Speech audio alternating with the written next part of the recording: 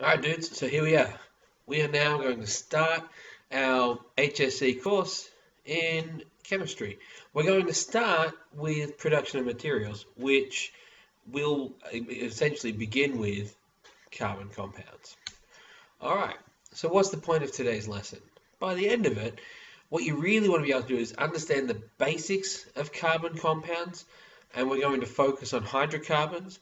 This is basically to provide a base for understanding how we use alkenes, polymers, and what polymerization is. And we're going to nail some hardcore vocabulary. But while we're at it, let's have a look over here. So, carbon is essentially what we're talking about with carbon chemistry. Um, we look at it as C12. Okay, C12 is what we see as the standard carbon. It's where we're at.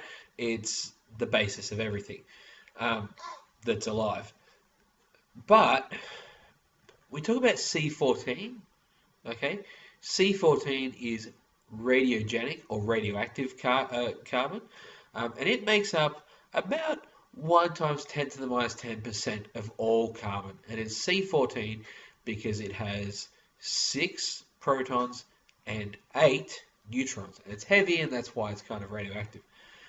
Um, but then we've got this one here that we hear very little about, and this is C13. C13 has, again, 6 protons and 7 neutrons. Now, this is really useful for us. It makes up 1.1% of all carbon, and we can actually use it to see how carbon moves through an ecosystem. So that's all very interesting as well. All right, so let's have a quick look. What is carbon? It has the electron configuration of 2.4.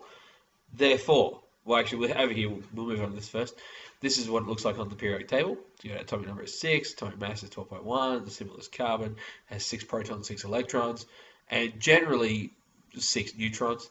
Um, this is how you would draw it. You have the protons in the middle, the neutrons are in there with it, and you have the electrons buzzing around the whole thing. Um, so, because it's 2.4, this means it has 4 valency electrons. That's this one over here. It has 4, it's able to form 4 strong covalent bonds. And these can be single bonds, double bonds, or triple bonds. I mean, if you've got triple bonds, it reduces the number of overall, but you get the point. You can have 4 strong covalent bonds through sharing electrons. This means it is super duper versatile. It can bond with nearly anything. There are other ways to say it, but we'll go with it can bond with nearly anything, and it's quite happy to do it. Um, it is the compound, like, when you have a carbon compound with only single bonds, we call that saturated. Saturated means it can't hold any more. So if you're saturated with water, you can't hold any more water. If it is saturated with bonds, that means it's holding the absolute maximum number of other atoms to it. So it's saturated. We can form chains or rings. Chains can be either straight or branched. And we will spend quite a bit of time going into this as we go through the topic. It can form covalent bonds with nonmetals, and that's the basis of organic chemistry. When we start talking about inorganic chemistry, quite often we're talking about metals. It's a very non-metal topic, this one, but we'll be fine. Hydrocarbons. So a hydrocarbon is an organic structure that contains only carbon, hydrogen, and oxygen. Nope, just check that. I'm an idiot. It's hydrogen and carbon only. I got confused with carbohydrates. So hydrocarbons have only hydrogen and carbon, and these are our alkanes, alkenes, and alkynes.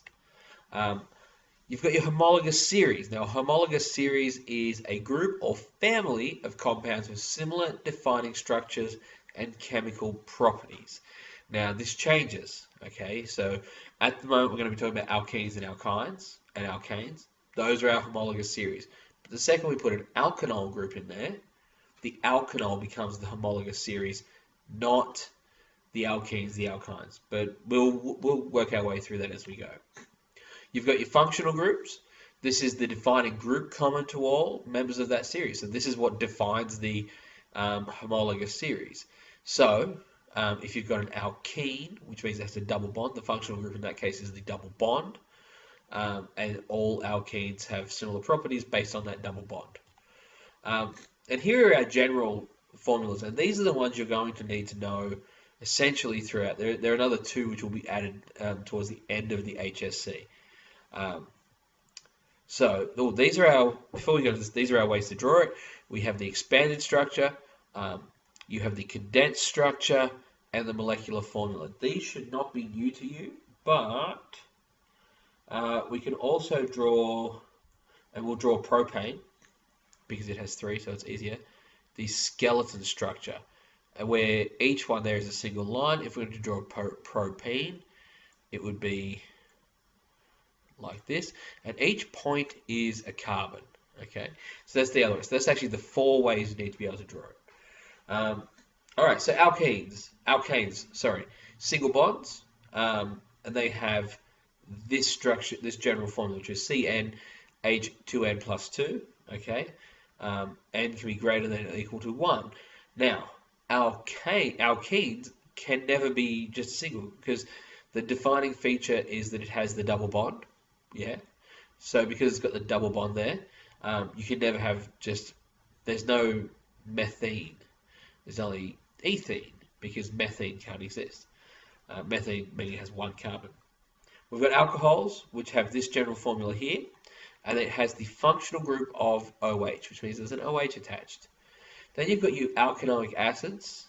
They have a carboxyl group, which is this one here.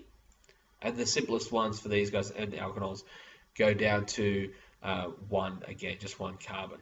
So this here is what we got. These are our basic ones, and there in this formula represents the number of carbons. That should be fairly straightforward. One more bit of vocabulary, and that is the word isomer.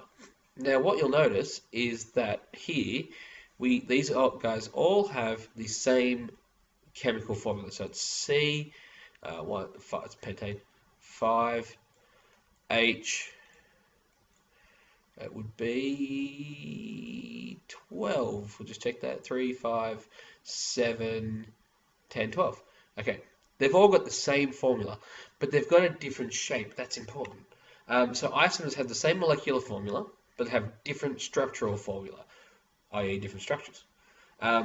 Branched chain hydrocarbons, they are all isomers of a straight chain hydrocarbon somewhere. So this is a branched chain. So you've got your straight butane chain, and you've got a methyl group up here. See how it's named? It's 2-methyl. Here you've got a propane chain, that's 3. So you name it off the longest chain. Again, you should know this by now. So we go 3 and then 2. Now, this is annoying because you'll see that if you went 1, 2, 3, 4, you once again have 2-methyl butane. But that's just the way it is. So it depends on how it's drawn, and off you go. This is our vocabulary for today. There's a couple of other things.